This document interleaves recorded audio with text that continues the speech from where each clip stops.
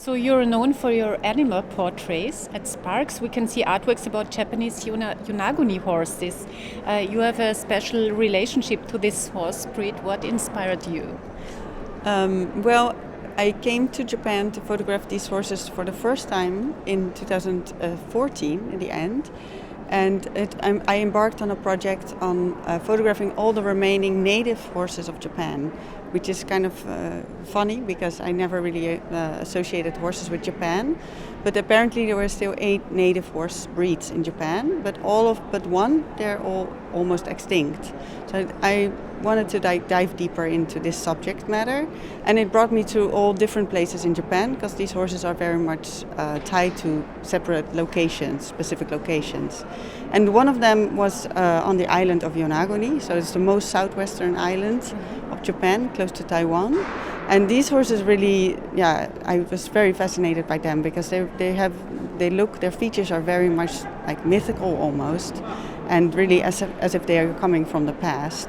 And they're kind of trapped on this island as well. And the island itself comes with a very kind of dense and interesting history, as well as the current situation of the island. So there were many elements that really kept me kind of basically on this island.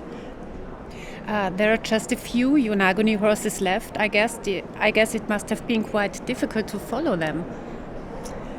Yes and no. There's 2 herds on the island, and one is more recluse, and the other ones are like a little bit more used to seeing people.